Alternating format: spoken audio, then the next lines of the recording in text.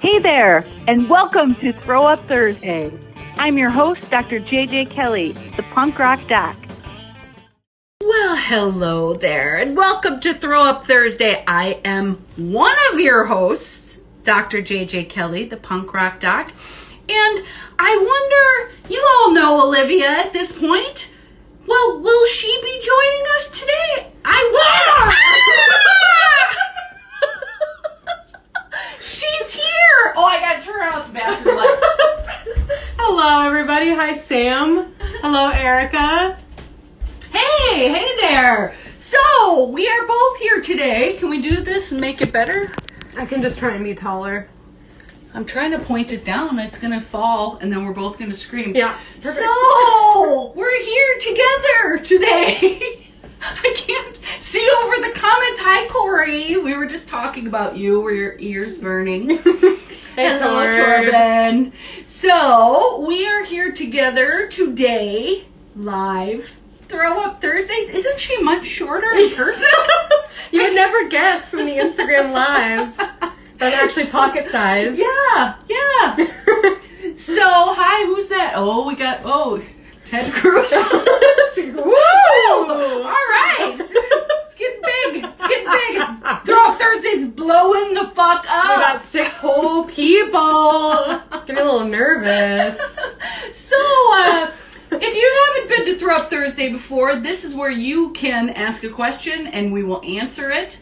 You can ask in the comments, or there's a question box there. Mm-hmm. Or you could request and ask a question live. Oh, yeah, and come on live. And discuss, and we could talk about it. And that's always really fun and cool. And hella brave to do that. Yes, it is. And that's the thing. We have backup questions because nobody has the guts to ask one right here. Should probably Yes, Corey, awesome. So please be brave. I know every single one of you that's watching this live and watching this somewhere else later, you have a question about your life that you want to ask a shrink, but you don't have a shrink, and you weren't here live, but you didn't ask it. Now you're kicking yourself all week. And then you don't ask it next week because shame buildup. Anyway, why don't you just ask something? In the meantime, what do we have for them? I got some questions prepared. Okay. For the people in the audience. For the people in the audience. This and whole for us. upper part is like, that's usually where I am, and then you're here. There's Oh, a lot yes. of dead space there. I know. Well, I can try and I'll talk with my hands up here. Okay. Okay, cool. So I have a question from Allie's friend. Okay. They say, I have a male coworker who often asks me unsolicited advice and mansplains to me how to do things when I've been working in this profession longer than him. I've jokingly told him to stop mansplaining to me, but it's not getting through to him, so I think I need a more firm approach. It's really starting to piss me off. How can I communicate to him to stop the sexist bullshit while still maintaining professionalism in the workplace? Oh my God, that's such a great question. What I need is the live dialogue for this. However, I have a lot of experience with this. In the workplace. Does anything come to your mind first before I launch into this? Well, definitely acknowledge the anger. I don't think it's just starting to piss you off. It's probably been pissing you off for a while. That's probably because, true. of course, it's going to piss you off. That's fucking annoying. Yes. So even validation to yourself of the anger can bring the anger closer to baseline before you go in and you say something to this person. Although, I think you probably have something at the ready. You've already tried a couple of things. I've been told many times that people are amazed at what I get away with a smile. And I think whatever your style is as a human being, you can probably pump up the pushback to something a little more potent and concise, without overshooting it and completely emasculating someone. So I call that humor shaming, and I do it an awful lot. That's why I would love to have what this person actually says to you. Yeah. But I just saw something online recently where Some woman said, my favorite game is to keep playing stupid when somebody mansplains something to me and like see how deep you can go into them thinking you're stupid. And then the comment was some dude saying, that's deception. No wonder why you're single or something like that. And then she responded and said, what do you mean? And he goes, oh, I think I've seen that. Yeah. He starts to explain what deception is, and she's like, what? Really? And keeps asking questions, and the motherfucker keeps answering them. That is not my style, but I really respect that. And if that is your style, I say go for it. Because a lot of times we say it a million times already, politely, and then it gets maybe increasingly more direct. And then I've had people be like, well, why didn't you tell me this before you got so mad? How the fuck have you not heard the 600 times I've said it before? Yeah. So that's gaslighting then. They're putting it on you. So you could just walk away. You could straight up be like, and then when he's like, hey, what do you... Mm-hmm. We've had this discussion. There's nothing more for me to say about this unsolicited advice thing. Now, DBT, we could do the DEAR. Describe, express, assert, reinforce. Look, bud. You have mansplained to me before and we've talked about it. It pisses me off. That's the express. The assert, hi Astrid, is the ask or the say no. Mm-hmm. Please stop giving me unsolicited advice. Meaning, please stop telling me things before you find out whether I know them already. Yeah. Fucking check it out. I know you don't talk to your guy friends like that, by the way. I fucking know that. Why the hell are you talking to me like I'm stupid? And this is the bane of my existence because I'm smarter than most of the people that mansplain to me. So it's a nightmare. I feel for you, Allie's friend. The reinforce would be, I'd really appreciate it, or I think our relationship will run more smoothly. Mm-hmm. You know, you could even throw a bone in there and be like, you know what? I really respect you as a colleague. I don't know what to do about this mansplaining thing. Mm-hmm. I've said as much about it as I'm willing to say. It's been repeated. Like, what are you going to do to stop yourself from doing this? Mm. Like, maybe you could have because I don't want to fucking keep saying it. So maybe maybe I just shove you into the photocopier, and that's how we know that you need to shut the fuck up. Yeah. I mean, what do you think about it? Yeah, I mean, I think that sounds good. I think the validation of your anger in the moment will make it less enraging. If you're not validated, like, it will still be enraging, but it won't be as like much of a buildup. Yeah, you won't have stuffed it as much. Yeah. And that's true. And be able to see that it's like absurd and this person is really showing their ass. And that would make it easier to then perform a DEAR to them. If you're like shoving the anger, it could get even like the anxiety. Have you done this? Have I done? Yeah, in class I have. What do you say? I think I was like, I don't need any unsolicited advice, thanks, and just kept saying that. Oh, that's great. So just keeping it short and broken record with this kind of person. If it's like a anxiety puke of them just being like, well, you should really do this, and just be like, I'm actually okay, thank you, and just leaving it at that. There's people at work who are like very nitpicky about certain things when I know that I know what I'm doing. Sorry. That I know what I'm doing. Yeah. And to just kind of like shut them down so they're not able to puke anxiety onto you. Mm-hmm. And just kind of like be like, I'm good. Thanks. Mm-hmm. Thanks very much. Mm-hmm. And that keeps the professional decorum. Go do something else in the back.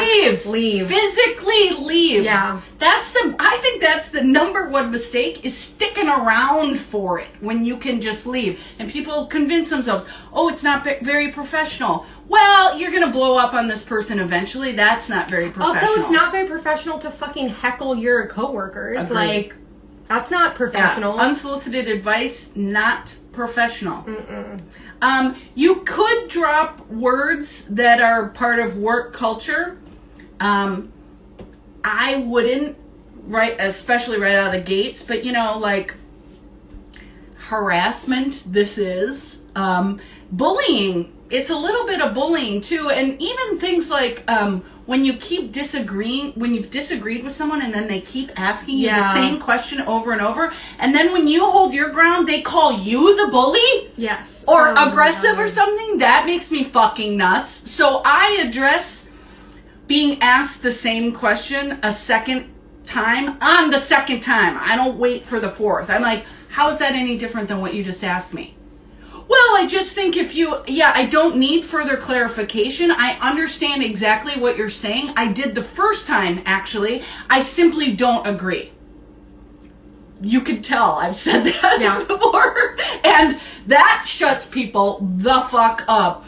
As well as the thing where you're at a meeting and you say an idea and everybody loves it. And then I have had dude next to me say the exact same idea, and people were like, oh, and I was like, oh yeah, you know what, I just have one clarifying question to that. And he's like, what? I'm like, how the fuck is that any different than what I just said? Are we in a cave? I think there's an echo in here. I couldn't believe, I mean, I've never had something like that happen so blatantly like that. Like, how do you just pass that off as your own shit? Well, also the fact that everyone in the room acknowledged that you. Yes! I've said that as a joke before, and then a guy says it louder, and then everyone laughs, and I'm like, you fucking asshole. Yes! But for everyone to be like, collective delusion. Yeah. Yes, that's a Darcy group. Trying to be polite. Yeah. And not ruffle any feathers. Except it's already not polite because he fucking just piggybacked on my idea, so that's kind of fucked up and ought to be addressed. Yeah, but he's the man. Right. You I would just be quiet. He's the king. The you have to curtsy to the king, obviously. So we all need to tiptoe around men's fucking feelings. So, and I love men, so don't go away. No. Like, we love men. The patriarchy hurts men as well. Yes. So I think you prepare your deer ahead of time, and maybe like think up some humor shaming shit that will stop them without completely annihilating them. So do like a like small, medium, and large burn. You know, like the second degree burn, maybe you save. You start with the first degree burn. A sick burn, though, that has some humor in it, will shut a lot of bad shit down, as well as kind of spare the person. Like, they get to save face if they also laugh with you, but you're gonna get the classic that couple of seconds, like, right before, yes, right before they decide what the fuck they're gonna do about it, and they're going to probably laugh in order to save face, and I want to give them that out if they're smart enough to take it. So I'm a big fan of that. However, that's not overshooting for me. If you're new to humor shaming and like the sick burns, I would practice it a little, because you're going to be nervous and then they can come out in too harsh a way. Mm-hmm. I think the reason I get away with a lot of it is because it doesn't have a motor on it. I'm just like shutting it down as effectively as I can, and there's not a lot of heat on my end with it anymore, because it's happened so many goddamn times. And because the humor shaming works, and then it's like, okay, I took care of myself there. Like, I can't control other people. I can just do what I'm gonna do in that situation. There is certainly a deft way to navigate that kind of thing. That's probably based on a person's personality. So knowing yourself and where your anger lies and how to regulate your anger, and then what kind of humor is it? If it's too sarcastic, too sardonic, it's not going to land in the effective way. So there is a real art to it, in my opinion, which Midwesterners are born with.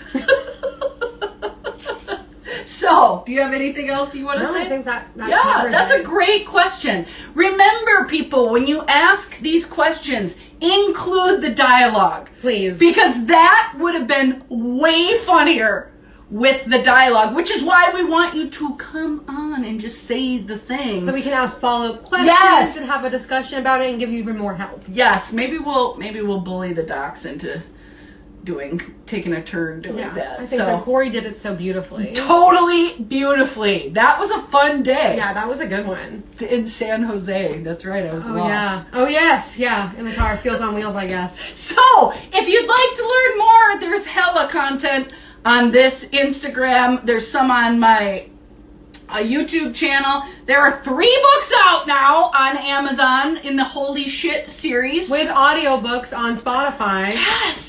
The first 2 have audio, and the third one is going to have audio by this weekend on Spotify. That shit is free!